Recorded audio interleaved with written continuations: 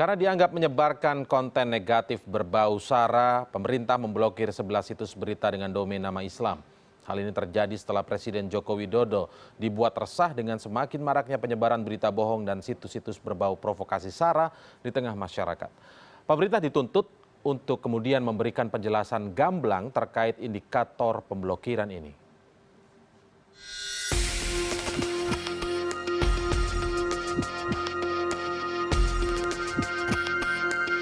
Di penghujung tahun 2016, Kementerian Komunikasi dan Informatika kembali memblokir 11 situs yang dianggap melemparkan provokasi berbau sara. Adapun ke-11 situs yang diblokir tersebut adalah VOA Islam, islampost.com, dakwahtangerang.com, kiblat.com, dan beberapa situs lainnya.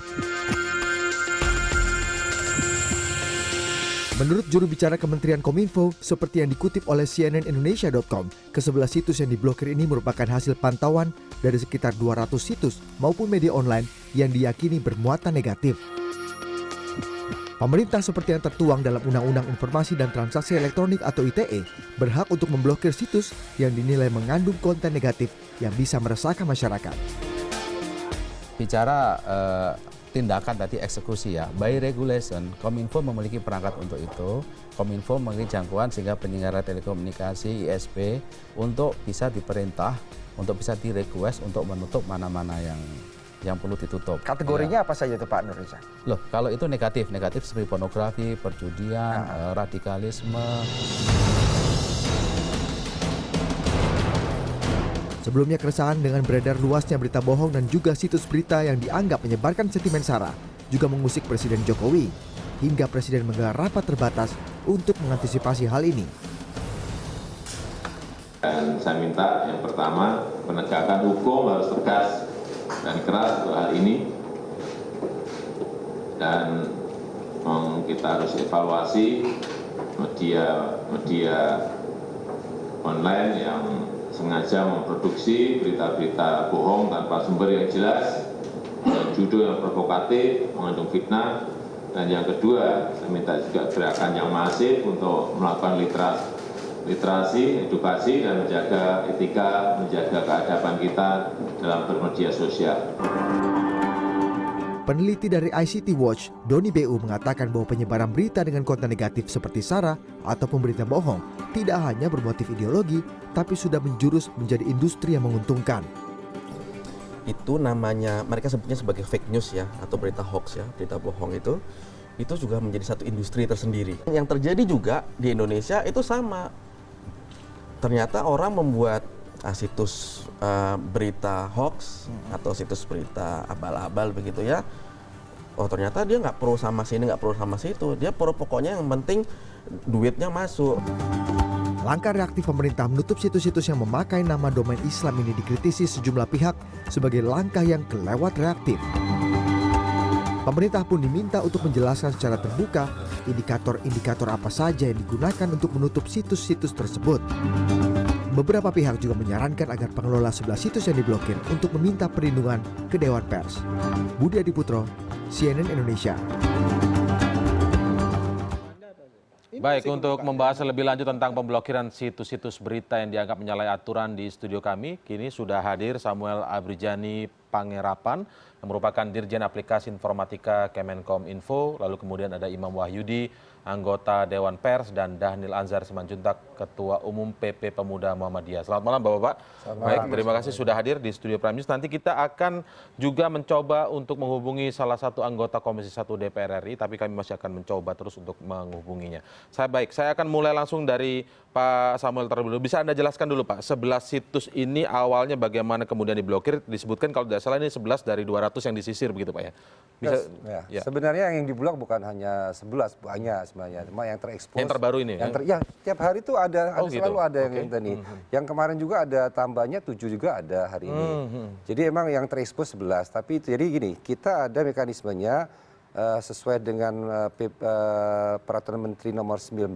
Jadi konten itu ada dua. Satu adalah konten pornografi, kedua konten yang melakukan kegiatan ilegal, yang melanggar hukum. Kegiatan jadi ilegal itu definisinya banyak. Wah, itu dia, undang-undangnya banyak. Oke, baik. Jadi ada apa berita bohong, ada umpamanya kegiatan narkoba, jadi kegiatan-kegiatan yang ilegal atau kegiatan yang bertentangan dengan aturan.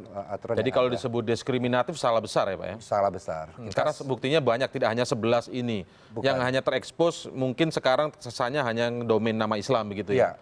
Oke, baik. Bisa Anda jelaskan juga Pak, karena ini ada wakil ketua DPR, saya sebut saja namanya Fadlizon, langsung mengkritisi bahwa tidak prosedural. Apakah sudah melalui prosedur yang dilakukan dan lain sebagainya? Gini, kita ini sekarang hidup di zaman demokrasi, nggak pernah berani pemerintah tanpa prosedur. Pasti sudah dilewatin tahap-tahapan yang harus dilewatin gitu. Jadi memang buktinya ada, aturannya jelas, nah kita berani melakukan itu. Kalau nggak, kita di somasi bisa banyak somasi yang akan lari ke pemerintah kalau kita tidak melakukan prosedural itu. Misalnya seperti apa penjelasan Pak, agar lebih clear prosedur-prosedur yang sudah dilakukan? Ya, umpamanya ada diajukan oleh suatu instansi yang memang berwenang. Tadi yang konten ilegal itu yang melawan undang-undang itu harus diajukan oleh instansi yang berwenang. Kalau itu mengenai masalah terorisme, BNPT.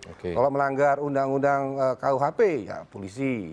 Atau yang lainnya, intelijen juga bisa masuk. Ini karena penyebarannya sudah membahayakan, harus dikendalikan. Jadi ada semua instansi yang punya wewenang itu harus masuk. Habis itu masuk ke kita lakukan yang namanya verifikasi. Benar nggak? Jadi karena kita harus mengumpulkan namanya data-data digital. Sebelum kita ditutup kan kita harus punya juga data-data digitalnya. Kalau enggak nanti kita mana buktinya? Oh ini sudah ditutup kok. Nah ini kita sudah rekam semua. Habis itu kita cari juga ini pasal-pasalnya. Oh ya sudah ketemu. Ya itu kita lakukan penutupan. Oke. Verifikasi terus sempat melakukan pemanggilan pada pemilik situs atau yang bertanggung jawab atas situs tersebut. SOP-nya bukan kayak gitu. SOP-nya kita apabila ditengarai melanggar kita tutup. Nggak pakai melakukan pemanggilan? Ada 800.000 website, bagaimana kita melakukan pemanggilan? Setelah itu kita kasih mereka untuk verifikasi atau mengajukan keberatan. Kalau kita harus memberitahu pemilik website, berarti kan harus semuanya sebelum ditutup harus diberitahu dong, ya kan? Nah, SOP-nya adalah kita tutup, kita sudah cukup bukti, kita tutup, tapi mereka boleh mengajukan keberatan. Oh jadi tutup dulu, mereka ngajuin keberatan baru dibahas. Iya dibahas. Sama, gitu ya. Kayak tadi kita sudah ketemu dari 11 itu ada 5 yang datang ke. Oh sudah datang. Sudah datang ke saya 5 karena ada dari 5 ini mengajukan 4 mengajukan minta normalisasi. Normalisasi adalah untuk di unblock lah. Ceritanya yang satu lagi mengirimkan surat nota keberatan. Tadi kita sudah ketemu, tadi ada perwakilan dari Dewan Pers juga datang, dari kepolisian juga datang, kita bahas. Jadi ini koordinasi juga dengan Dewan Pers begitu ya? Oh ya, kita nggak pernah menutup yang namanya situs yang sudah terdaftar di Dewan Pers. Karena undang-undangnya beda, undang-undangnya khusus, itu undang-undang pers. Kamu nggak berani itu. Dari 11 itu ada yang masuk pada anggota pers tidak Mas Imam? Tidak ada memang ya? Sehingga ketika saya mengutip pernyataan dari mantan ketua Dewan Pers, Pak Bagirmanan, bahwa situs-situs yang terblokir ini bisa meminta perlindungan terhadap Dewan Pers asal memenuhi syarat mereka terdaftar sebagai pers. Sehingga 11 ini tidak bisa ikut. Penjelasan koordinasi dengan Dewan Pers sendiri seperti apa?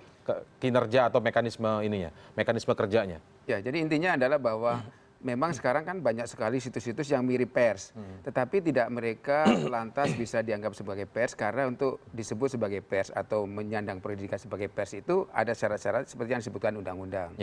Jadi misalnya yang paling penting adalah bahwa dia adalah menjalankan kegiatan pers secara teratur. Kemudian dia berbadan hukum Indonesia. Kemudian dia kontennya itu menghormati kebinekaan, kemudian menggali yang itu diatur dalam undang-undang pers. Diatur dalam undang-undang. Kemudian bahwa wartawan juga mengikuti kode etik jurnalistik dan dalam konteks itu kemudian Dewan Pers kan ada sebagai turunan dari Undang-Undang 40 tahun 99 itu masyarakat pers membuat beberapa peraturan. Ada 4 peraturan yang penting. Pertama adalah standar perusahaan pers. Kedua adalah kode etik jurnalistik. Ketiga adalah standar perlindungan profesi wartawan dan keempat standar kompetensi wartawan. Jadi untuk bisa disebut sebagai pers paling tidak harus comply dengan 4 peraturan ini.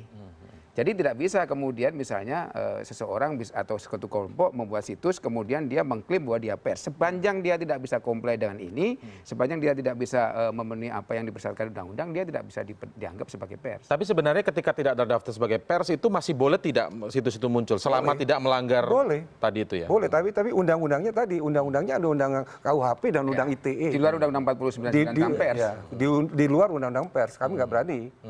Tapi yang itu jadi undang-undang yang lain yang berlaku. Oke, semuanya prosedur dan menurut Anda sudah transparan, ada SOP-nya, tadi juga berkoordinasi dengan berbagai pihak, salah satunya adalah Dewan Pers. Nah Mas Dhani, saya ingin bertanya dengan Anda bahwa sepertinya Anda menggarisbawahi ada ketidakadilan dan transparansi di balik pemblokiran situs media Islam ini. Mungkin bisa Anda jelaskan? Iya, jadi kebetulan beberapa hari yang lalu beberapa teman-teman pengelola situs-situs itu berkunjung ke Muhammadiyah. Pada prinsipnya ngadu lah kira-kira begitu. Nah, memang beberapa situs saya tes begitu. Ini betul Anda diblokir. Beberapa situs saya coba langsung via smartphone saya, ternyata bisa dibuka. Itu dengan provider yang umum ya? Provider, iya yang umum ya. Itu saya buka ternyata ini masih bisa dibuka saya bilang. Nah, ternyata masih bisa dibuka? Iya, ini masih bisa dibuka. Dari 11 situs itu ada yang datang ke Anda? Iya, ada yang... saya coba situsnya dia itu bisa dibuka. Tapi memang di HP lain itu masih bisa dibuka ternyata? Enggak, coba mungkin ada kan gini, kan kita mengirimkan data itu ke operator, katakan data itu dikirim malam ini. Kan operator kan harus mengupdate yang namanya sistem DNS-nya supaya mereka itu bisa terfilter. Nah, emang kecepatannya itu beda-beda sistemnya. Tapi kalau yang besar-besar yang main-nya itu saya nggak mau menyebutkan branding nanti nggak enak. Tapi yang besar paling besar itu nggak bisa langsung karena dia jadi ada 4 operator yang sudah memasang sistem online. Nah, pelaku internet di Indonesia itu ada 300 lebih. Yang kecil-kecil, yang mainnya yang itu ada yang 4 besar ini. Habis itu ada lagi yang mediumnya yang kecil-kecil. Nah, mungkin juga harus dilihat. Yang besar ini yang lama menurut Anda? Yang langsung ke blokir? Biasanya cepat mereka. Langsung ke blokir. Nah, tapi kadang-kadang kita harus paham waktu kita mengakses internet, kan kita juga buka ini ya Wi-Fi-nya. Nah, Wi-Fi-nya itu kan kadang operator lain, operator yang kecil mamanya. Nah, itu jadi memang harus dilihat. Tapi biasanya yang besar-besar akan mereaksi. Ada sanksi tidak ketika nanti salah satu operator tetap akan? Ada sanksinya. Sanksinya itu kan memang ada SOP-nya juga ada dalam permen ini disebutkan berapa cepat dia harus itu. Jadi memang ada dikasih 1 kali 24 jam setelah dikirim itu harus. Ya, kalau yang masih terbuka itu jangka waktunya sampai berapa lama? Kalau dia tadi ada reaksinya cepat, kalau yang online tuh dia langsung bisa cepat. Tapi kalau yang nggak online kan perlu cycle-nya hari berikutnya. Karena biasanya mereka mengupdate malam hari supaya sistem komunikasinya tidak terganggu. Saya sendiri satu situs dari 11 situs yang diblokir itu memang coba saya buka sendiri dan memang masih bisa. Tadi malam, Pak. Tadi malam, benar. Tadi malam masih bisa. Tadi malam ya. Oh, berarti artinya hari ini Iya, bisa. Jadi ada beberapa. Saya hari ini belum coba. Yang jelas kemarin itu siang gitu ya, saya tes ternyata satu situs itu terbuka. Ya. Kemudian saya sampaikan parameternya apa gitu ya. Mereka mengadukan beberapa hal. Kalau terkait dengan Dewan Pers, memang kelemahan mereka di situ saya pikir. Tidak terdaftar di dalam ya. pers. Rata-rata semuanya tidak terdaftar. Nah, jadi kami sering terima pengaduan seperti ini karena yang sering diblokir, yang diadukan ke kita itu selalu yang menggunakan situs-situs yang berisi tentang konten-konten Islam. Nah, kemudian seringkali kan juga rekomendasi memutuskan untuk menutup situs ini itu berangkat dari rekomendasi misalnya BNPT, kemudian lembaga-lembaga yang lain yang seringkali misalnya terjemahannya terkait dengan konten-konten tertentu juga jadi debatable. Misalnya kalau ada satu situs yang sering menggunakan kalimat misalnya diksi jihad misalnya, itu yang kemudian sekonyong-konyong gitu ya, kalau kemudian diterjemahkan itu situs radikal itu juga debatable karena pengertian kata jihad berbeda antara konteks diksi jihad kalau kemudian dalam Islam kan tidak bermakna perang ansih ya, dia punya banyak makna termasuk makna bekerja sungguh-sungguh, bekerja keras dan sebagainya. Nah, konten-konten seperti ini yang kemudian di publik yang muncul adalah stigmatisasi seolah-olah gitu ya, situs-situs yang diblokir ini itu karena dia berafiliasi terhadap Islam, kemudian ada agenda stigmatisasi. Nah, ini pesan tentu yang mereka sampaikan begitu ya. Ini yang kemudian memiliki kekhawatiran. Pertama, muncul diskriminasi tadi. Kenapa disebut diskriminasi? Kalau kita buka situs-situs yang berbahasa, sebutlah menggunakan judul-judul yang nasionalis dan segala macam, itu banyak yang menebar Tren itu sebenarnya Anda tangkap seberapa banyak sih kok kemudian akhirnya muncul kan berdomain beberapa Islam? kali yang datang ke kita domain-domain Islam ini kan banyak itu yang datang ke Muhammadiyah mengadu tentang hal ini ya. Di sisi lain kalau kita Di luar 11 ini ada lagi di luar sebelumnya? 11 ini ada kan banyak yang kan beberapa kali kan Kemenkominfo melakukan pemblokiran ya, dan itu rata-rata yang mengadu kami, kebetulan kami organisasi Islam, tentu pasti mereka yang mengadu ke kita. Nah, itu selalu dibandingkan itu dengan situs misalnya yang bermuatan misalnya nama situsnya NKRI itu, tapi isi atau konten dari situs itu kebencian misalnya terhadap Islam, terhadap agama lain, agama tertentu. Kok nggak diblokir? Itu nggak diblokir. Nah, itu yang kemudian muncul kesimpulan ada diskriminasi, ada ketidakadilan di situ. Nah, kemudian kedua itu tadi publik, misalnya kami di Muhammadiyah itu kan tidak disebarluaskan misalnya parameter ini di indikator-indikatornya. Misalnya nih situs ini kenapa diblokir? Disebutkan karena dia menyebutkan ini. Jadi publik misalnya pesan seperti ormas seperti kami yang tentu punya fungsi juga salah satunya mengadvokasi teman-teman yang datang ke kita mengadu itu tahu persis gitu loh. Jadi Indikatornya seperti apa? Apakah kalau tidak ada indikator itu kemudian muncul anggapan bahwa ini diskriminasi? Nanti dijelaskan lebih lanjut, Pak. Kami akan segera kembali setelah jeda berikut ini.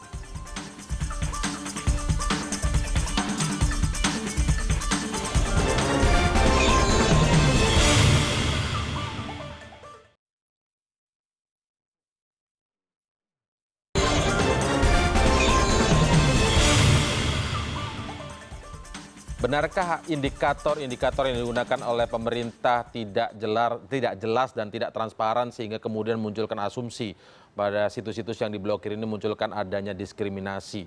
Benar demikian, Pak? Apa indikator-indikator yang kemudian ditagih mereka ini untuk agar jelas? Cara pemblokiran kita itu bukan berdasarkan word. Jadi kita itu ada analisis kontennya itu membaca the whole story-nya. Jadi tidak hanya ada misalnya jihad tadi dicontohkan. Kita belum tidak melakukan pemblokiran berdasarkan kata. Jadi memang ada kontennya di ini, dianalisa kontennya, oh ini. Jadi ada buktinya apa? Oh ini ada pelanggaran ini. Jadi prosesnya panjang, ada analisa kontennya, Pak. Jadi waktu mereka mengajukan ke kami maunya sudah ada analisis dong. Kita jangan karena kan kita bukan yang mengerti apa yang mereka mengajukan ke ini maksudnya dari lembaga-lembaga yang punya kapasitas untuk hal itu kan jadi mereka sudah melakukan, kita koordinasi, oke kita benar, oh iya benar buktinya, baru kita melakukan pemblokiran. Nah, kenapa terlihatnya itu di publik hanya domain-domain yang bernama Islami ini? Ya karena yang terekspos itu kan yang kalau pers kan nggak suka ekspos yang lain ya. Padahal banyak. Kalau minta datang ke tempat saya pasti banyak. Tiap hari itu saya terima laporan. Ngadu Dewan Pers berarti. Jadi itu yang jadi harus. Di luar yang seperti itu dicontohkan tadi misalnya contoh NKRI tapi isinya menghujat keyakinan lain atau agama lain itu juga diblokir juga. Ada yang diblokir juga loh. Waktu itu saya tuh memblokir yang namanya suatu website relawannya Jokowi kok. Dia protes ya protes aja. Ini ada buktinya. Minta maaf di take down. Ada nih contohnya real ada ya? Ada real.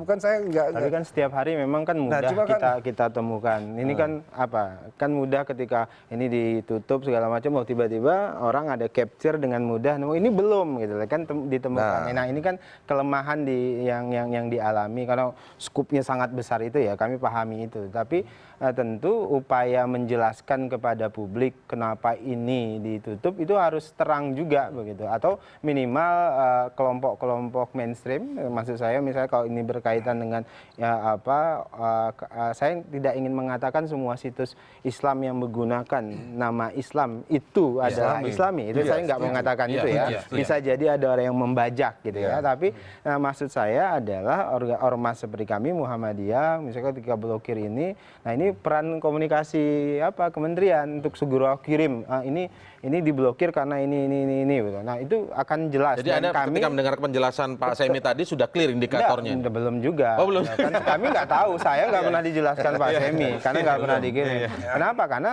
hari ini saja misalnya kita paparkan di sini, kita cari yang ini yang punya tendensi anti NKRI walaupun nggak pakai nama Islam segala macam itu masih gampang kita temukan, banyak sekali. Gitu.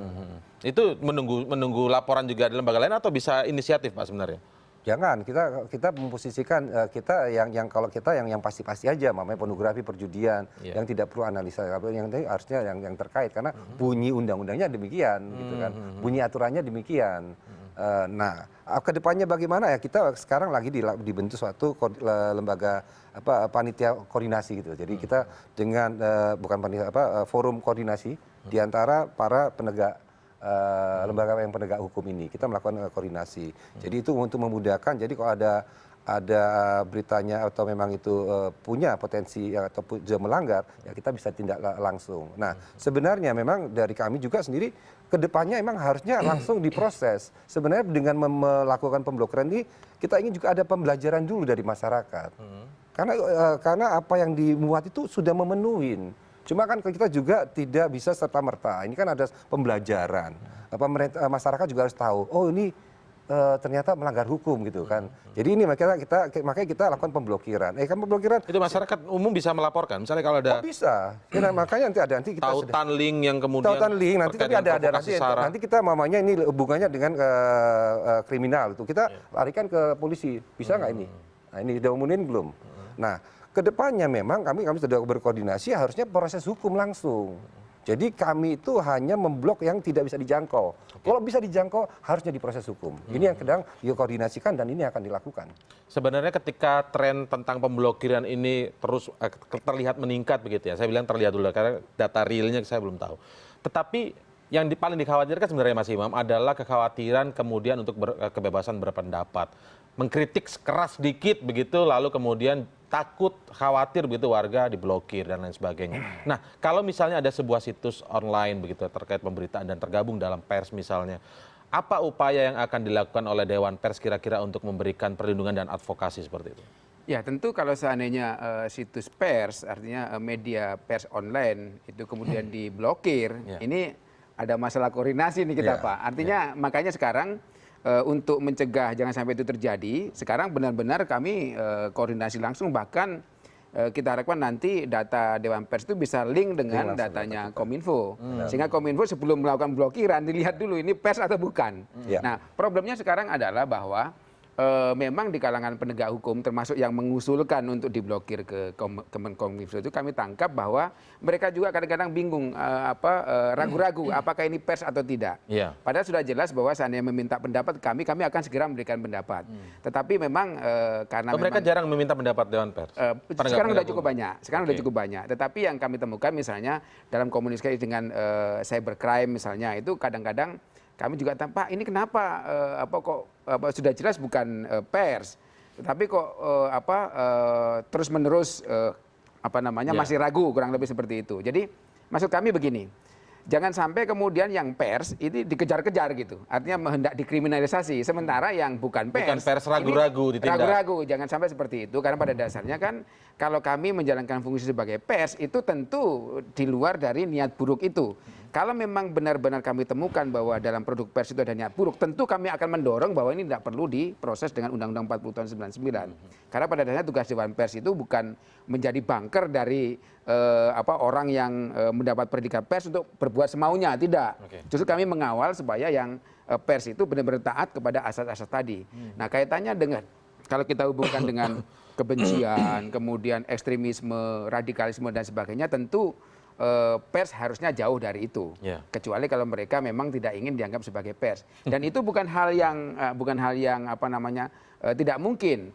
dalam sejak Maret sampai sekarang ini, periode Dewan Pers yang sekarang itu sudah ada sekitar 15 media yang kemudian rekomendasi kami seandainya ada pengaduan itu diproses dengan undang-undang lain di luar Undang-Undang 40 tahun 99. Karena mereka terbukti bisa begitu? Bisa seperti itu. Walaupun itu anggota di dalam. Walaupun itu misalnya sekarang terdaftar misalnya gitu, tetapi kemudian kami menemukan bahwa mereka terus-menerus melakukan pelanggaran dan tidak menunjukkan ada perbaikan, artinya bahwa apalagi kalau kami temukan ada niat buruk, maka kami akan menyatakan bahwa ini tidak memenuhi syarat lagi untuk disebut sebagai pers. Nah ini langsung saja mungkin Mas bisa digambarkan secara jelas yang melanggar walaupun anggota pers tapi yang melanggar itu seperti apa sih contoh-contohnya? Jadi sebagai contoh begini, ada sebuah media di Sumatera Utara itu tidak melayani hak jawab itu sampai 18 kali. Oke. Sudah diberikan hak jawab tapi nggak pernah dimuat. Nah, kami berikan peringatan diulang lagi sampai 5 kali. Dan kemudian diikuti dengan pelanggaran lain bahwa dia memuat berita yang tanpa ada konfirmasi dan itu muatannya sara. Maka kami melihat bahwa ini sudah tidak ada Muatan niat. sara juga ya, ada Sara, juga ternyata yang sara, media. ya. Gitu. Ada media seperti itu.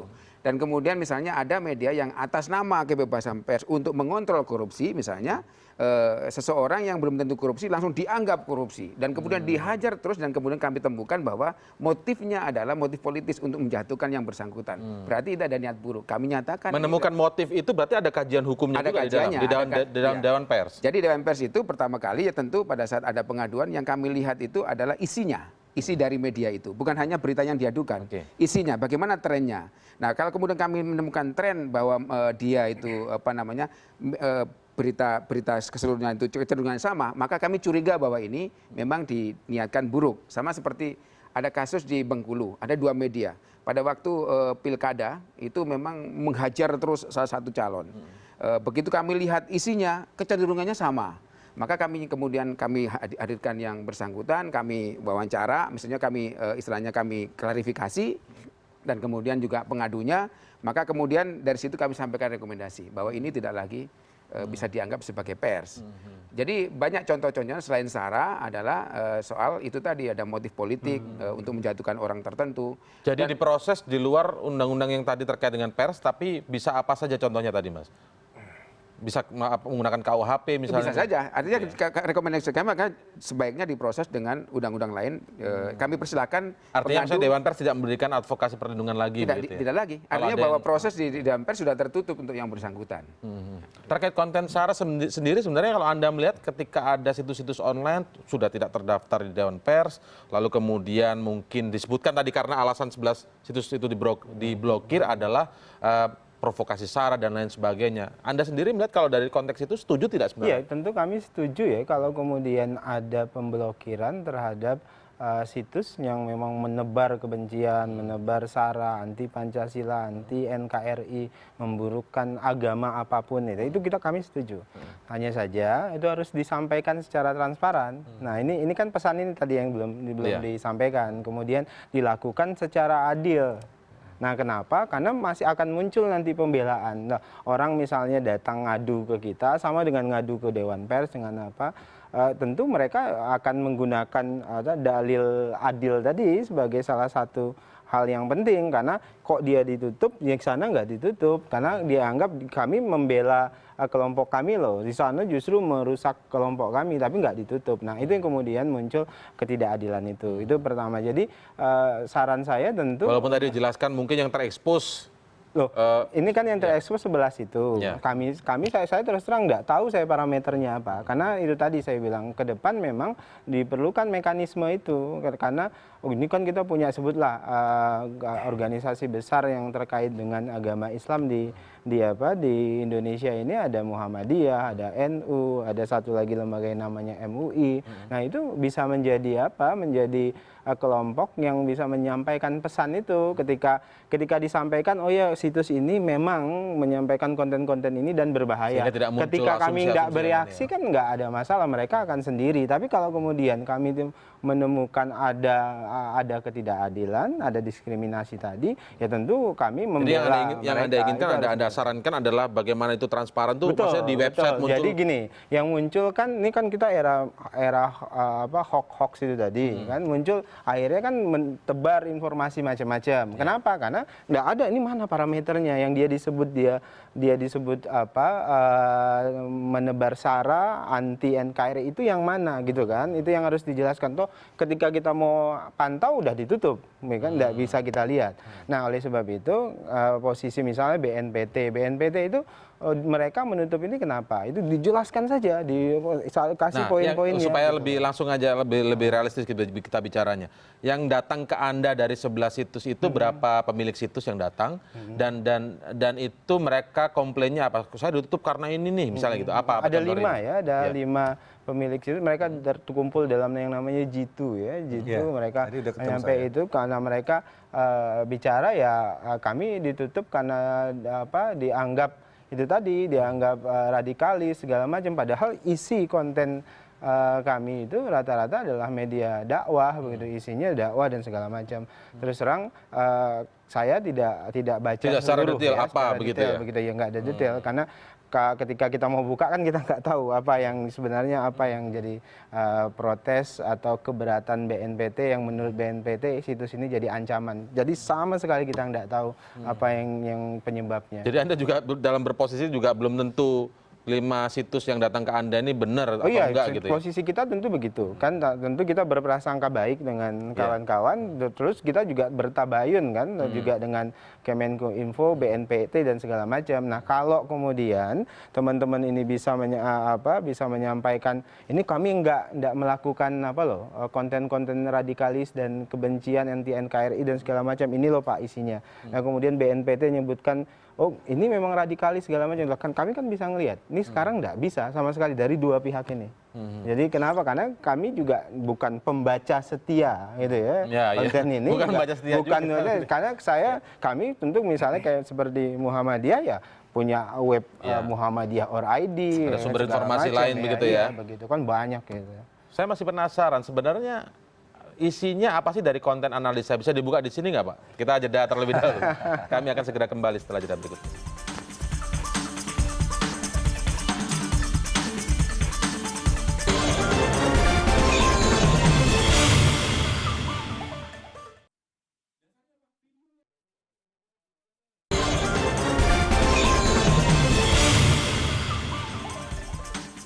Kalau tadi sempat disebutkan oleh Pak Semi dari Kemenkominfo bahwa masyarakat sendiri ketika membaca sebuah tautan link yang sifatnya provokasi sara dan lain sebagainya, intinya yang melanggar berbagai undang-undang bisa kemudian melaporkan begitu Pak intinya. Nah, tapi bagaimana masyarakat bisa tahu sebuah tautan link atau sebuah situs media online seperti itu bisa dianggap melanggar atau tidak? Kita ingin tahu dulu Pak, 11 itu kemudian langsung diblokir itu isinya tentang apa sih? Kalau bicara tadi secara umum kan provokasi sara.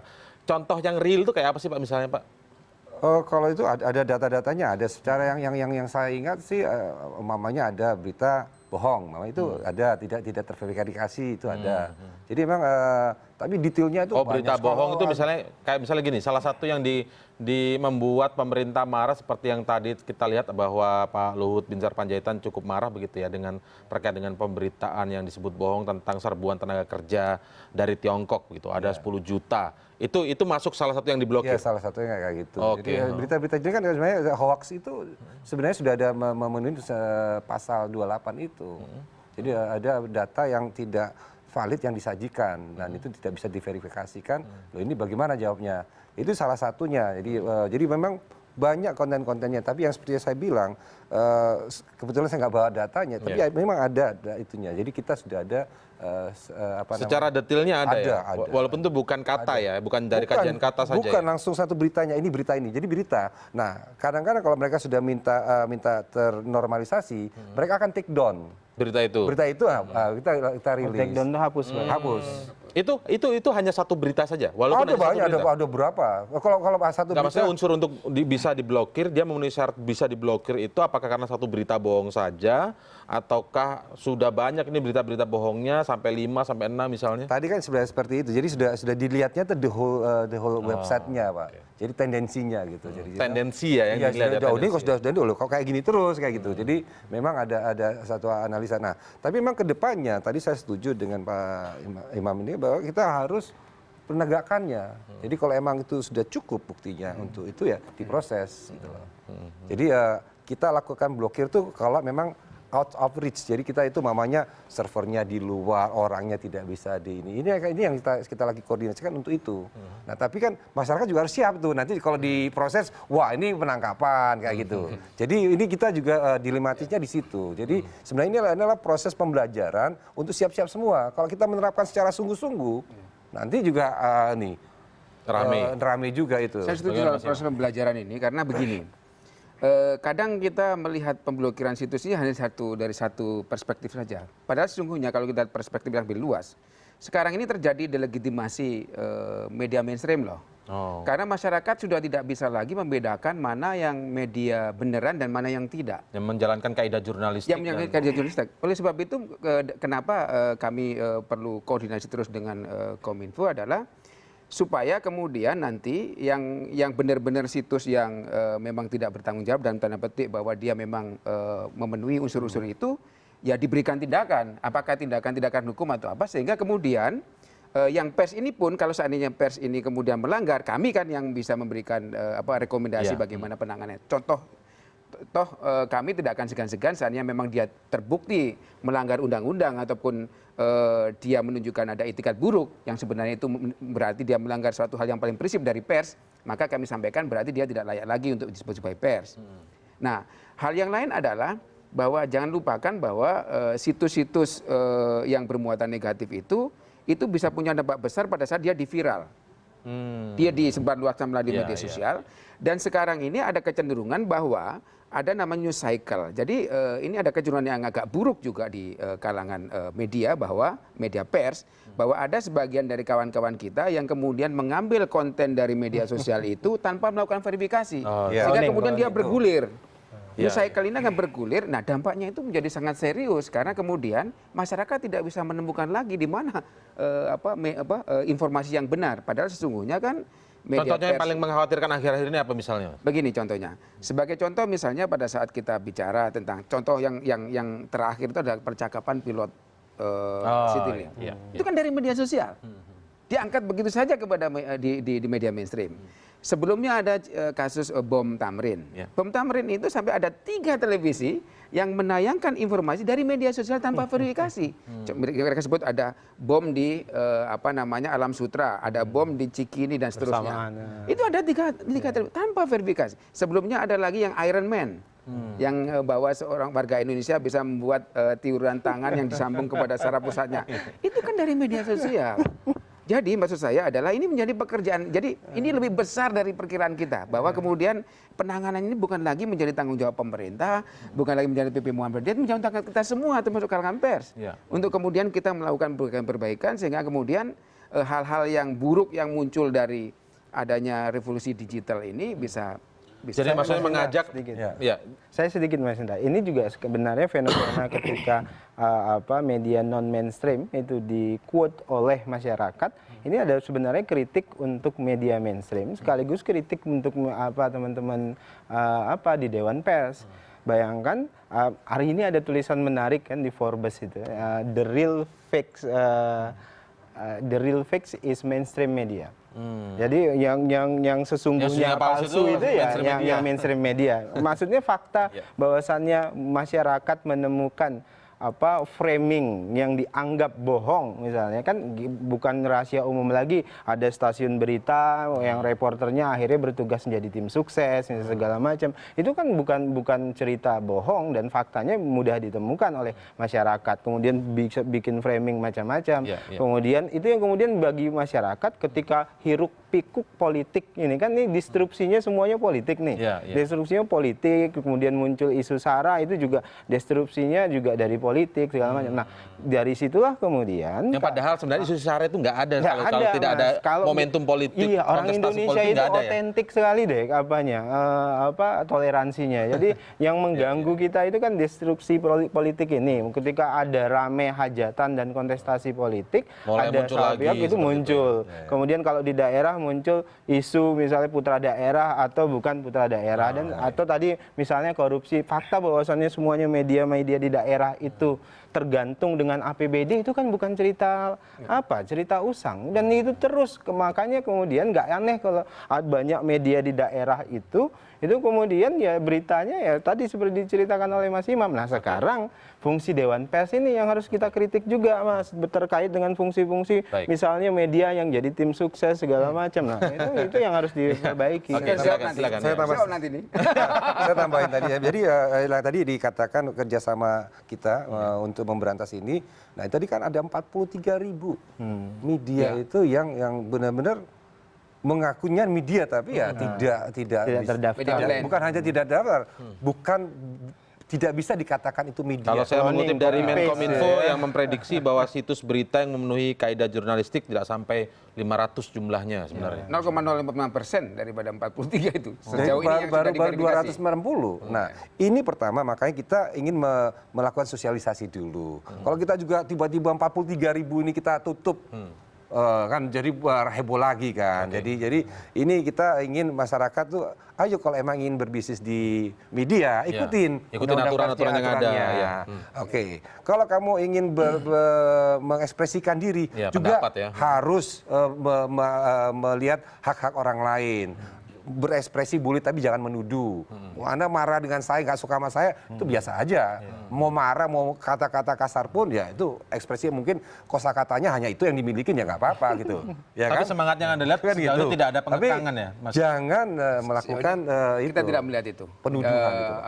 Pengekangan itu kita tidak melihat. Harus dibedakan ya. Jadi ada kebebasan pers, ada kebebasan berekspresi, dan ada kebebasan memfitnah. Beda ini, nggak ada kebebasan memfitnah ini. Yang terakhir jangan. Memfitnah ini boleh, kebebasan berekspresi berpendapat boleh. Boleh, ada undang-undangnya. Kebebasan memfitnah ini nggak ada kita, meskipun dia mengatasnamakan kebebasan berekspresi. Bagaimana memfitnah kok bisa berekspresi ini ya? Oke, baik. Tapi intinya semangatnya juga mengajak mindsetnya bahwa dengan adanya situs-situs yang kemudian tidak jelas, banyak menebar kebencian, provokasi SARA dan sebagainya, ini mindsetnya coba kita lihat bukan soal kebebasan berpendapat yang dikhawatirkan, tetapi juga bisa mendelegitimasi dari media-media mainstream yang ada. Selain untuk kritik kepada tentu itu tadi etika ya, ini kan berkaitan dengan etika. Ada yang boleh kita jadi hal yang debatable di publik, tentu dengan etika ya. Kemudian ada yang memang nggak perlu kita debatkan lagi di ruang publik. Misalnya Pancasila itu nggak di ruang publik, itu udah konsensus yang semua pihak sudah selesai. Jangan kemudian didebat, kemudian